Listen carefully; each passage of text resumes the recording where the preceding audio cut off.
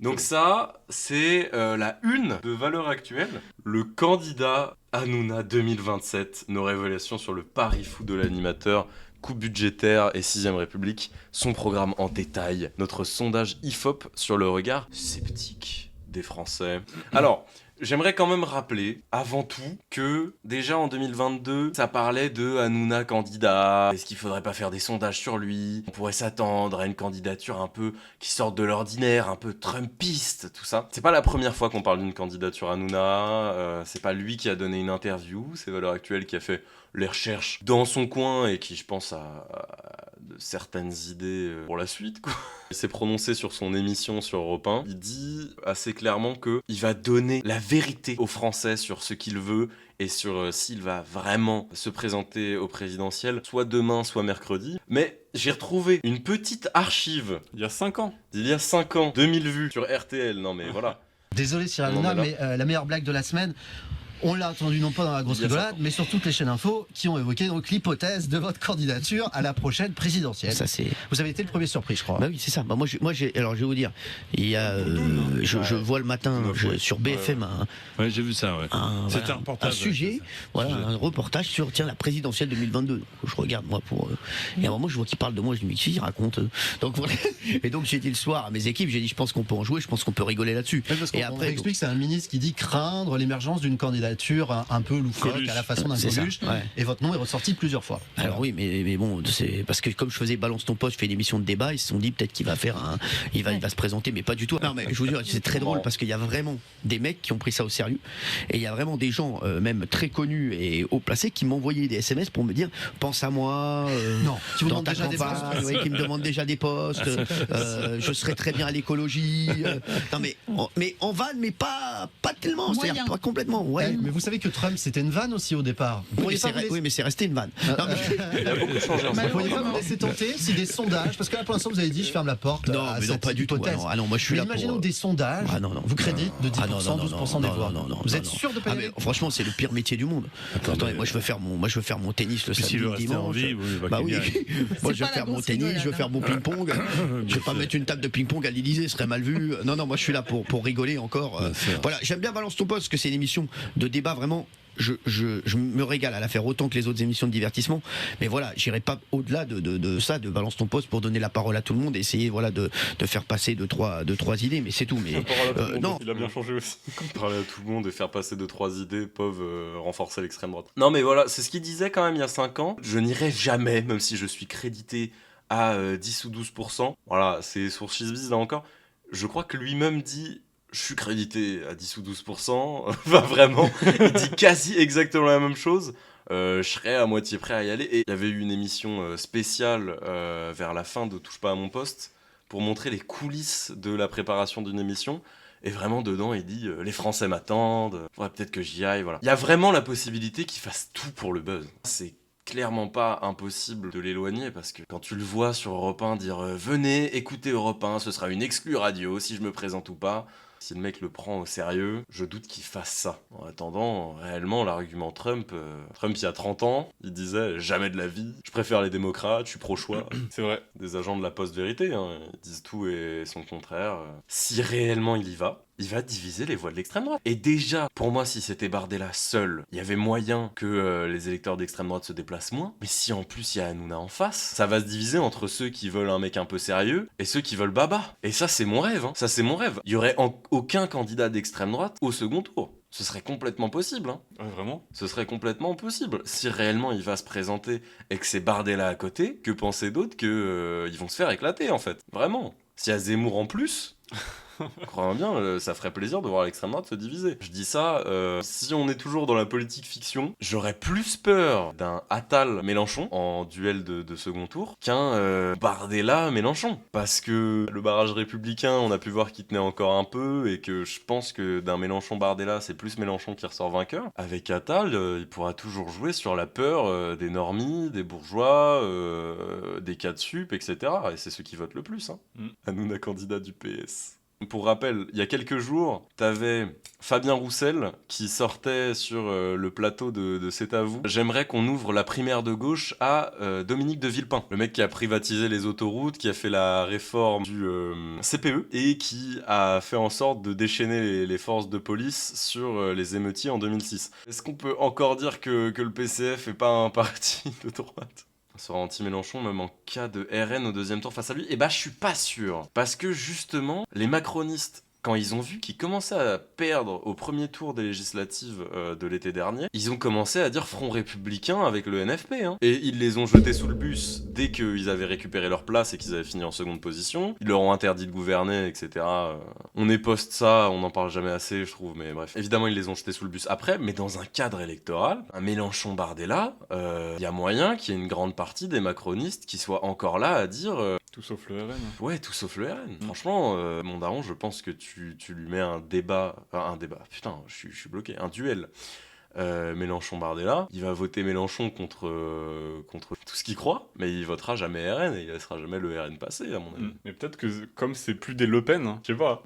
C'est possible que le nom, ça a l'avantage, j'en sais rien. Mélenchon-Bardella, c'est Goldé, il gagnera jamais le débat. Oui, j'avoue, par contre, un vrai... Là, du coup, pour de vrai, le débat Bardella-Mélenchon, j'en rêve un peu. J'ai un peu envie de voir ça, ça serait un peu magnifique. Mais je pense qu'il viendrait avec un mot du médecin, Bardella, avant. Je suis désolé, je peux pas. Je suis dysorthographique. Pour le coup, là, je peux pas. C'est médical. Je vais trop bégayer. Ouais. Non, mais j'ai 22 professionnels de santé. Et vous me direz quand des professionnels de santé, ça peut venir des amis. Ouais. Voilà, et je voulais qu'on se regarde un petit bonbon qui est sorti il y a 3 semaines. Voilà, c'est notamment pour ça que Valeurs Actuelles peut se permettre de titrer des trucs sans interview. C'est parce que le mec aime bien faire croire qu'il va se présenter à la présidentielle. Peut-être qu'il va se présenter. Mais en tout cas, il parle de son programme en 2027. C'était il y a 3 semaines, peut-être que vous en avez déjà entendu parler. Ça avait fait un peu de bruit à ce moment-là, mais ça va... Voilà, peut-être qu'on peut le commenter maintenant parce que c'est de plus en plus pertinent. On va voir ce que ce mec a en tête, probablement, du populisme. Allez, je le colle. Cyril, vous président, que faites-vous pour la première préoccupation des Français, à savoir le pouvoir d'achat? Pour moi, déjà, il faut remettre l'argent dans les poches des Français. Il faut relancer la machine. Il faut relancer la machine économique, je suis désolé. Déjà pour moi, un Français qui travaille ne peut pas ne pas s'en sortir. Un Français qui travaille de 9h du matin à 18h, il ne peut pas se retrouver. C'est tellement beau en vrai qu'il veuille redistribuer la valeur ajoutée directement aux travailleurs. Quel marxiste. Je pense que le but, c'est pas du tout de supprimer les cotisations sociales. Ça m'étonnerait que ce soit ça. Non. Je pense pas. Déjà, la réduction des charges patronales. On est obligé. Ah là.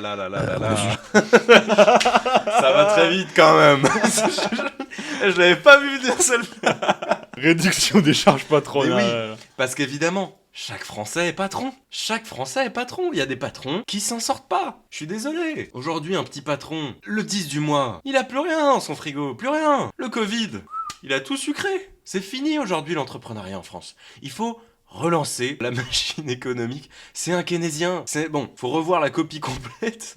Mais a priori, on lui a peut-être trop accordé en disant que c'est un marxiste. C'est un SOSDEM. Moi, je pense que il voulait pas exactement dire que les charges patronales. Ça va aller plus loin. Ça va être de la théorie de l'emploi. Ça va être précis économiquement. Moi, j'attends que ça. Pour moi, il faut rapprocher le brut du net. On est vraiment obligé de rapprocher le brut du net. Bon, et pour plus moi, de cotisation sociale. Effectivement, pour vos retraites, va falloir capitaliser de votre côté, mais c'est pas grave. Vous toucherez 2500 € net.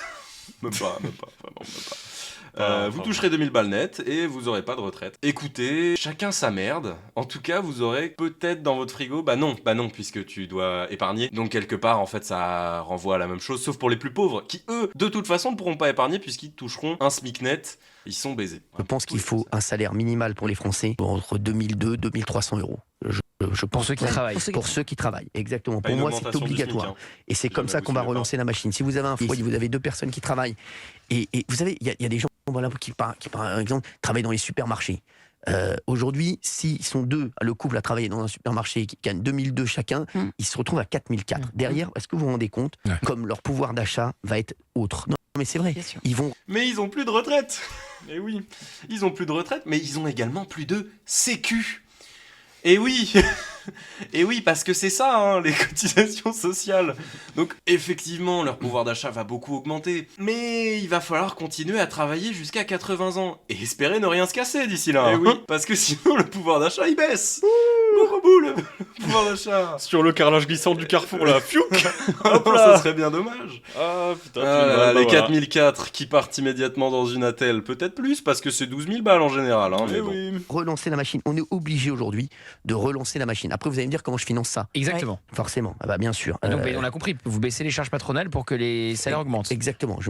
Ça, c'est pour moi, c'est obligatoire et un salaire minimal. Je pense que le salaire minimum, c'est obligatoire. Pour moi, un Français ne peut pas aujourd'hui. Donc personne ne pourra embaucher quelqu'un en dessous de 2200 €. Exactement. Oui, mais il n'aura pas de charge derrière. Bah non, du coup, c'est pas un salaire minimal. Enfin, oui, mais non. Parce que du coup, si t'enlèves ça, tu n'augmentes pas le SMIC en fait. Enfin, c'est vraiment jouer sur les mots. Putain, mais c'est grave. C'est vraiment un politicien. Hein. Là, réellement, tu n'as pas été éduqué économiquement. T'es en train de te faire baiser. Il est en train de parler de salaire minimal là où il n'y a pas de salaire minimal. Il enlève les cotisations sociales. C'est-à-dire qu'il vous donne votre brut. Bah oui, sauf que le brut, il vous revient, en fait. Au final, il est juste utilisé pour aider les gens qui seront plus en galère que vous. C'est comme ça que ça marche, en gros. Je pense aussi, moi, aux plus démunis. J'avais eu mon idée, je vous l'avais dit, de se mettre en relation avec des mairies qui connaissent bien leurs citoyens et leurs administrés, et qui peuvent dire, voilà, nous, il y a des mecs qui sont très, très, très aisés dans notre ville, qui pourraient peut-être aider des mecs qui le sont moins. Ça serait déduit des impôts. Si demain, il y a quelqu'un qui paye beaucoup À chaque fois, je crois qu'il va dire un truc un peu social. Ensuite, il dit c'est déduit d'impôts. Je veux créer des niches fiscales. Mais tu sais, on dirait une parodie de mec qui sait pas entourlouper les gens. Je veux appeler des maires pour leur dire de déduire d'impôts les plus riches. Parce qu'ils donnent à des gens... Parce qu'ils ont de l'argent, mais ça ruisselle. L'argent, il va le chercher chez les fraudeurs des aides sociales. Mais j'ai pas osé le dire, mais je pense que ça va être quelque chose comme ça. Moi, je préfère donner 12 000 € par an, donc 1 000 € par mois à une famille pour l'aider, et qui a 1 000 € en plus par mois pour pouvoir faire ses courses, pour pouvoir manger. Peut-être que ça, je vais vous dire, moi, je pense qu'il y a beaucoup... Et après, tu sais, t'as un petit bracelet avec une puce NFC dedans, et tu peux traquer ta famille des favoris. Là, il est dans l'océan Indien. Mais le niveau de niche fiscale, le niveau d'incontrôlabilité du truc. Ouais. Alors, je vais donner à une famille, oui, bon bah super, bah, je sais pas comment le fisc va gérer pour voir ce que tu donnes, ce que tu récupères. Parce qu'en plus, tu vas faire ça dans des mairies à l'échelle d'une commune. Et gros, ils vont connaître les familles, littéralement, ils vont demander de reverser, mais c'est le meilleur moyen pour qu'il y ait des intimidations. Gros, dans le cas pratique, ça n'a aucun sens. Ça sera l'opération parrain d'un pauvre. Les riches, ils vont choisir leurs pauvres, qu'est-ce qui pourrait mal se passer? Je propose qu'on s'organise en district et qu'on organise des jeux de la faim. Parce que les gens qui ont vraiment faim, eh ben ils se battent. Ils se battent. Ouais. Et on les parraine. J'appellerais ça l'opération Hunger Games, parce que j'adore l'anglais. J'adore l'anglais. Beaucoup de gens qui le feraient. Parce qu'ils se diraient, je préfère voir où va mon argent que de laisser qu'on ne sache pas où ça va. Donc tu déduis un peu. Et j'ai un autre truc, moi, sur une déduction d'impôt. Je pensais à l'IFI, une taxe sur l'immobilier solidaire. C'est-à-dire qu'au lieu de mettre, il y a des personnes qui payent en IFI, je vous le dis, 100, 200 000, 300 000 € par an. Je vous le dis parce que j'ai quelques propriétaires. Je connais des gens. On m'a dit. Au lieu de le donner dans l'IFI, je fais de l'immobilier solidaire. C'est-à-dire qu'on va prendre cet argent, on va acheter pour acheter des immeubles, pour loger des sans-abri. Je vous le dis, bah oui, pour acheter des choses, bien sûr. Faut dire, ça fait une grosse manne financière. C'est ce que j'appelle l'immobilier solidaire. Au lieu de le donner directement à l'État, je le donne directement pour un immobilier solidaire pour loger des gens. Voilà. C'est-à-dire que je peux vous dire que... Pour relancer le logement social. Pour une place dans un HLM, Darmanin, il agresse sexuellement des femmes. Tu penses, genre, pour donner ta propriété... Enfin, des riches qui vont donner leur propriété privée, ils vont le faire ça par bonté? Non. C'est parce que du coup... Oui, c'est déduit d'impôt, oui. Oui, c'est déduit d'impôt également. Le niveau d'arrangement fiscal évident, mais... Oui, aussi. C'est au-delà du fait que c'est ridicule. Donc, ça veut dire... Tu peux cumuler les deux. Tu peux cumuler l'immobilier solidaire, tu files ta propriété privée de vacances à une famille que tu parraines dans ta commune. Et comme ça, full déduit d'impôts, la famille, elle va plus travailler. C'est ça le mérite, c'est quand tu plais aux riches. Super. La famille qui me suce le plus la bite a le droit d'être parrainée et moi je suis déduit d'impôts. Oh, mais c'est vrai, merci à Cyril Hanouna qui pense à tous les Français. Moi, je suis communiste, je suis pour qu'on réquisitionne les logements. Qu'on arrête de vouloir faire des cadeaux aux riches, et je suis désolé, le logement solidaire, dans la pratique, si c'est con, et c'est con parce que c'est ultra facile de faire croire qu'il y a des gens dans ta propriété privée quand il y a personne, et tu payes plus l'IFI. c'est le dernier impôt sur la fortune directe qui reste, quoi. On en est à quel niveau de cadeau aux riches? Mais attention, pour bénéficier d'un logement solidaire ou de l'aide d'un riche, il ne faudra pas être une pauvre merde, je vous le dis. Il faudra prouver de sa bonne volonté, en travaillant gratuitement 64 heures par semaine et remplir le formulaire de la citoyenneté du bon français. Manger du cochon et boire du vin. Exactement, voilà. Je pense qu'il faut une traçabilité. Oui, c'est ce ça que vous donnez. Exactement. Ça, au moins, le mec, il sait, il a donné deux. C'est trop mignon le chat. Yuna la bretonne.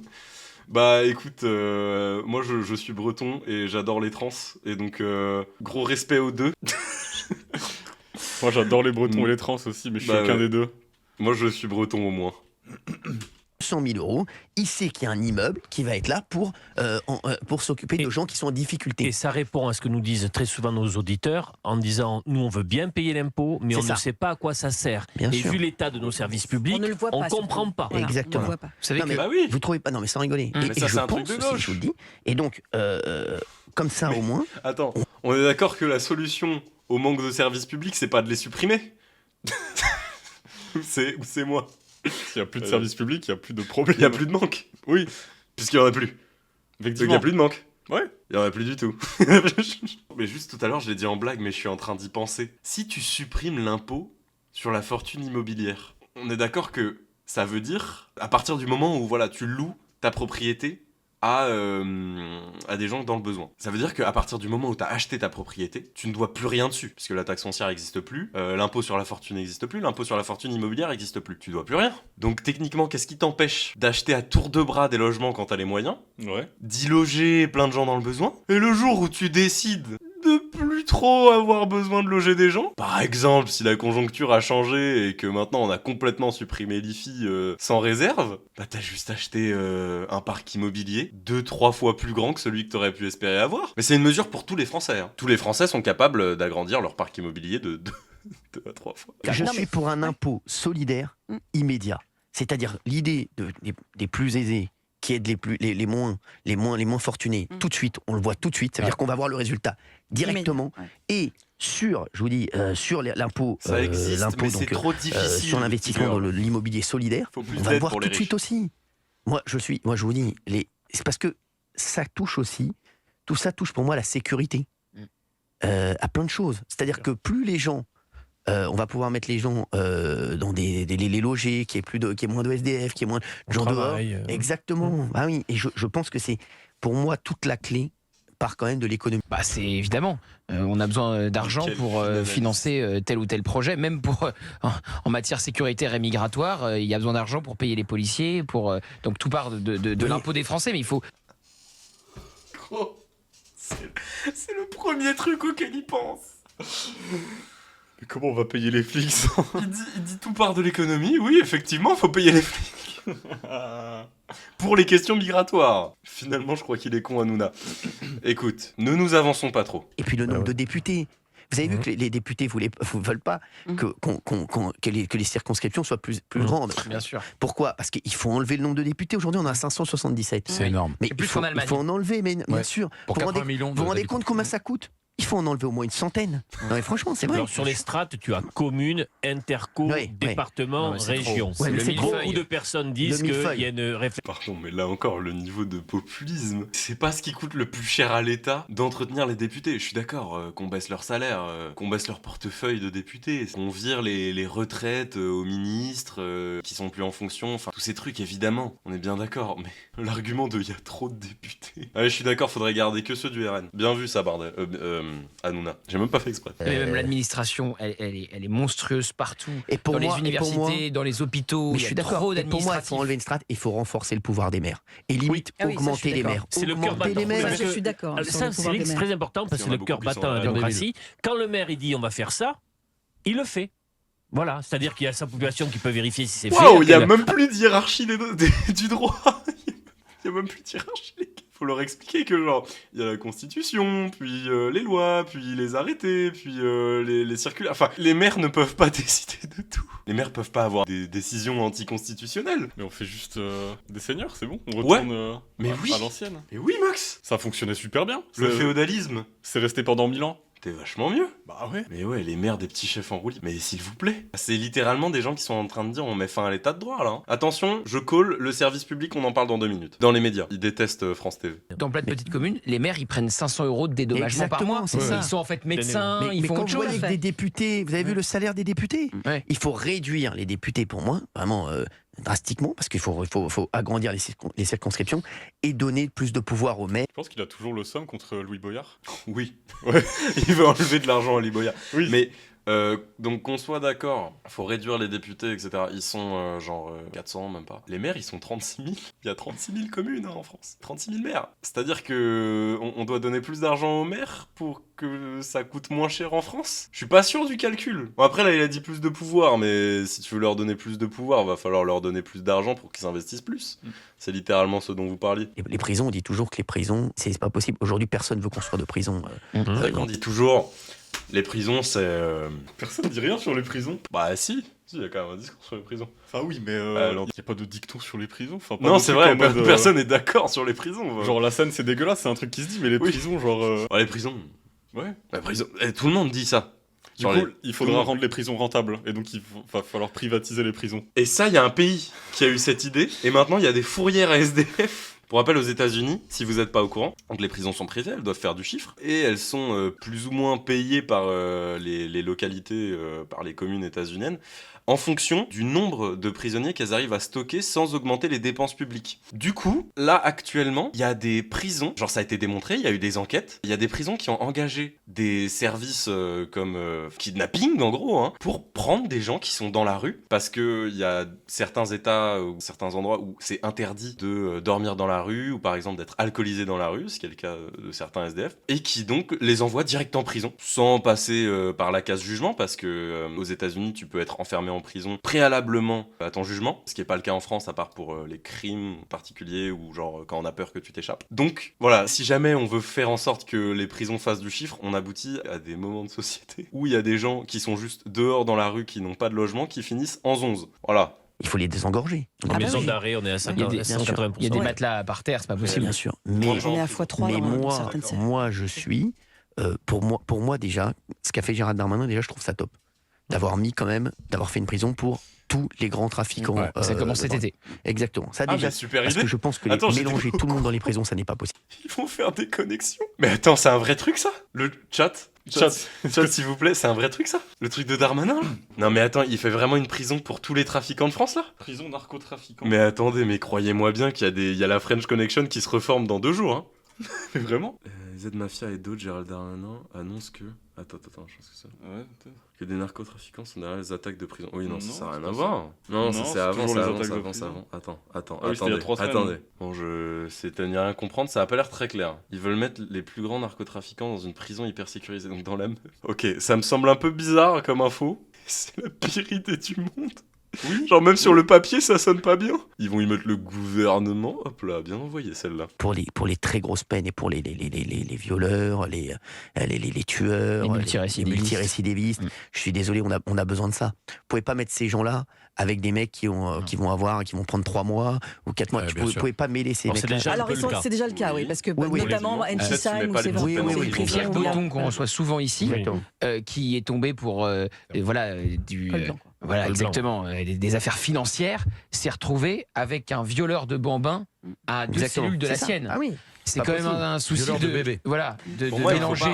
Il faut pas des prisons, il faut des formes de grandes cages qu'on met dans les villages gaulois. Si jamais t'as volé une pomme ou du poisson, il y a un tribunal populaire qui se réunit avec tous les anciens et le maire évidemment qui préside. Et ensuite on estime de ce que doit être ton sort. Donc par exemple la peine de mort par décapitation immédiatement. Comme ça on désengorge les prisons. Sinon moi j'avais l'idée d'une prison. Mais avec un seul gardien, et c'est super pratique du coup, parce que c'est une grande tour au milieu avec le gardien, et après c'est juste les cellules qui l'entourent. Attends, mais tu devrais faire un dessin ou un schéma de ça. Je sais pas, je suis pas encore. Pour moi, tout ce qui me manque en France aujourd'hui, c'est qu'on recommence l'Inquisition, et qu'enfin on puisse les brûler, ces putains de sorcières, voilà. Non mais, c'est ici que vous l'entendrez. Moi j'ai pensé à un truc, c'est que il faudrait, je vous le dis, utiliser peut-être l'intelligence artificielle. Je vous promets. Hein. Ça, c'est un truc, je vous le dis, pour les litiges de proximité. Un peu comme Serge Le Mito, ça me perturbe. Je vous le dis. Bah oui. Parce que t'as pas besoin d'avoir un mec, exactement. Ah oui, pour les litiges de proximité, d'instance, je pense franchement que ce serait... ça enlèverait beaucoup de dossiers à des juges qui sont débordés. Attendez. Attends. Il veut qu'il y ait des IA qui jugent des humains. Il a déjà vu un film sur des dystopies futuristes, lui. Il a déjà vu un seul... Mais putain, mais c'est les premiers à crier à 1984 à George Orwell. Et sa proposition pour améliorer le fonctionnement de la justice, c'est la confier à des IA. Mais putain de merde. Mais c'est déjà un problème quand c'est dans le télémarketing de la banque postale. Et là, tu veux faire la justice avec ChatGPT, là? Mais je vais péter mon crâne. Mais il y a des gens qui l'écoutent, ce mec. Je pense que ça, c'est un truc qu'il faut regarder. Il faudrait peut-être renforcer les médiateurs avant d'accéder. Non, mais parce que vous, je sais que Benaïm, vous êtes un peu à l'ancienne. Vous avez peur de l'IA, mais sachez-le, sur ça, ils peuvent le faire. L'IA peut le faire totalement. Le sait, hein. Et je peux vous dire que ça enlèverait des dossiers aux juges. Hein. Non, mais je vous jure que c'est vrai. Parce que vous savez que les juges, aujourd'hui, ils ont des petits dossiers. D'ailleurs, à la base, en fait, Hanouna, c'est un nom de scène, mais il s'appelle Cyril Turing. Comme Alan Turing, ouais. Celui qui a décodé Enigma, etc. Premier ordinateur, c'est lui. C'est un proche cousin, quoi. Enfin, il lui a donné des plans, etc. C'est peu su par le grand public, mais il a ses capacités. Ouais. Aujourd'hui, ils ont trop de temps, ils ont trop de dossiers. Donc je pense. Alors c'est vrai que l'intelligence artificielle est bluffante aujourd'hui pour régler des questions juridiques où des hommes de loi ont regardé ce que l'intelligence artificielle est produite en disant mais c'est très précisément vers quoi on serait allé. Et puis il y a également des avocats qui ont checké comment ils pouvaient utiliser l'IA dans leur plaidoyer. Ils ont fini par citer des lois qui n'existaient pas. Ça a pris perpète. Hein. Ça, c'était aux États-Unis. Moi, je pense que dans les cités où il y a des gens qui ne peuvent plus avoir accès, où la police n'a plus accès, comme on a vu ce qui s'est passé à Saint-Denis, je pense que c'est au président de la République lui-même d'y aller. Et le président devrait avoir un lien à son pays comme un maire à sa commune. Bravo, voilà. Et je pense que le président de la République... je vous dirai un autre jour ce que je pense. Mais moi, je suis d'accord, il faudrait plus d'État. On fait que des communes, on fait que des zones autogérées. Mais un président, par principe, il peut pas gérer un pays comme tu gères un village, en fait. Parce qu'on gère pas une entreprise comme on l'a géré hier. Je suis sponsorisé par le CIC. Aujourd'hui, vous avez dit un truc très vrai. Le président, ça doit être le maire de son pays. Oui. Je vous jure que c'est vrai, mais c'est vrai. Bravo, D'Artigol. D'Artigol, je vote pour vous en 2027. Le père de son pays. Ouais, c'est bien. Tu vois, un peu figure de chef, quoi. Oui, c'est ça, le petit père des peuples, par exemple. Ouais, non, ça me semble bien. Exactement. Non, c'est une bonne idée. Mais ça m'étonne qu'Hanouna défende le stalinisme. Écoute, chaque chose en son temps. Bon, ce fut intéressant. Oui, ce fut intéressant. Merci à tous les gens qui sont restés. Merci de nous avoir suivis. Ouais. Ça aurait été là. Puis, bisous la team. Ouais, à plus. Why so serious?